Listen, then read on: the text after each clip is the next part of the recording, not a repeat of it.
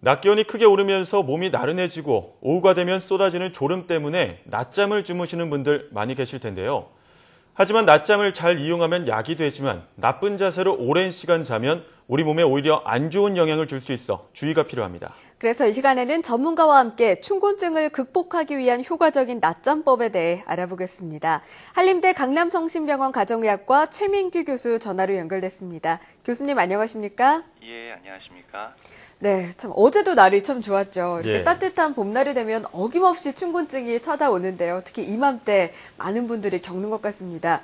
그런데 이게 만성피로나 수면 부족으로 인한 증상인지 아니면 정말 봄이라서 오는 일시적인 춘곤증인지 구분하기가 어려운데요. 교수님, 어떤 차이가 있습니까? 예, 일단 수면 부족은 수면의 시간만 충분히 확보가 된다면 피로가 풀리겠지만 예. 춘곤증은 이와 달라서 충분히 자도 졸음이 쏟아지고 또 식욕이 떨어지면서 몸이 나른해지는 경우가 되겠죠. 또 만성 피로는 의학적으로 보통 6개월 이상 긴 기간 지속이 되고 휴식에 의해서도 풀리지 않고 다른 피곤해지는 이유로 설명되지 않는 피로가 지속될 경우를 말하니까 예. 춘곤증하고는 좀 다르겠죠. 예.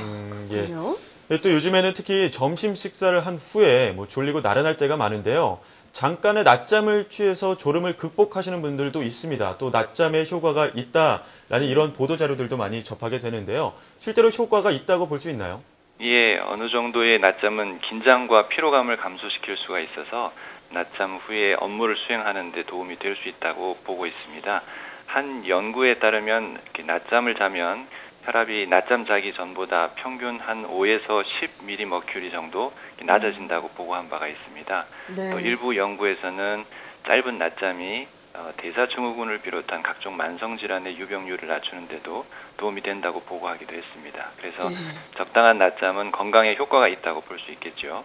그렇군요. 네, 낮잠이 정말 5분 정도만 자도 잠이 깨는 경우가 있고 좀 오래 자도 피곤할 때가 있는데 이게 적당한 낮잠 시간이 어느 정도인지도 궁금하고요. 또 안 좋은 자세로 자면 오히려 몸에 무리를 줄 것 같은데 이 부분은 어떻습니까? 예, 보통 적당한 낮잠 시간은 한 30분 미만으로 봅니다.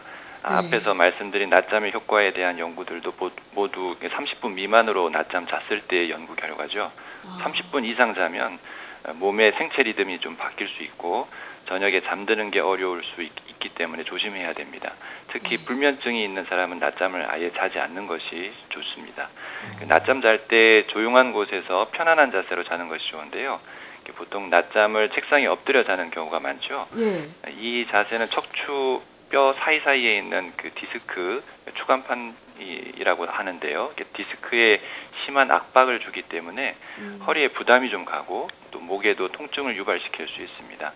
다리를 꼬아서 이렇게 올려놓고 낮잠 청하는 경우도 있는데 이 경우도 골반이 틀어지고 또 허리에 부담이 많이 가서 좋지 않습니다.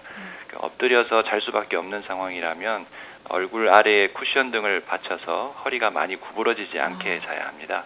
예. 의자에 또 앉아서 뒤로 기대어서 낮잠을 자야 한다면 일단 머리 받침이 있는 의자를 사용해야 하고 엉덩이는 의자 깊숙이 두고 등은 등받이에 편안하게 기대 앉고 팔은 자연스럽게 팔걸이에 걸치고 다리는 가볍게 벌려 앉는 것이 좋습니다.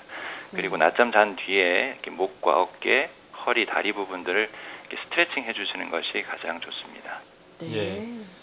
편안한 곳에서 낮잠을 자거나 그렇지 못할 경우에는 쿠션을 받치거나 머리 받침을 하고 낮잠을 자는 게 좋다라고 말씀을 해주셨지만 그래도 그렇게 낮잠을 잘 수 있는 여건이 안 되는 분들이 참 많을 것 같습니다. 이러한 분들은 졸음을 쫓기 위해서 카페인이 들어간 음료를 마시는 분들이 참 많을 텐데요. 습관적으로 많이 마시면 오히려 해롭지 않을까요? 예, 카페인 음료를 자주 많이 드시는 것은 그 과량 섭취의 위험이 있기 때문에 예. 권하진 않습니다. 근데 이제 커피와 수면, 이렇게 낮잠을 함께 하는 경우가 있는데요.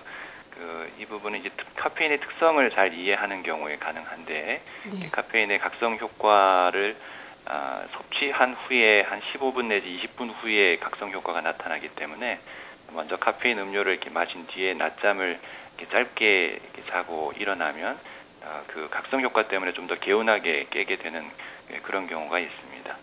그리고 카페인은 그다지 이렇게 중독 증상을 이렇게 커피 같은 경우는 중독 증상을 많이 일으키지는 않기 때문에 하루 커피를 한 3잔 정도 이내로 늘 드시는 분이라면 그 정도는 크게 문제가 될 것 같지는 않습니다. 아, 예. 그렇군요. 아마 커피 많이 드시는 분들 참고하시면 좋을 것 예. 같은데요.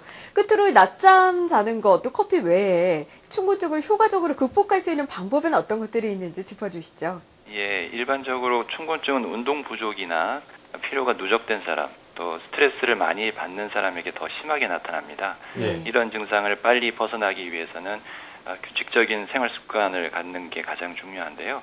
일단 가볍게 운동을 하는 것을 권합니다. 낮잠을 청하는 대신에 날씨가 무덥지 않은 날 20-30분 정도 산책을 하시면서 스트레칭을 하시면 피로와 긴장이 많이 풀려서 낮잠 없이도 오후 시간을 잘 지낼 수 있으실 겁니다.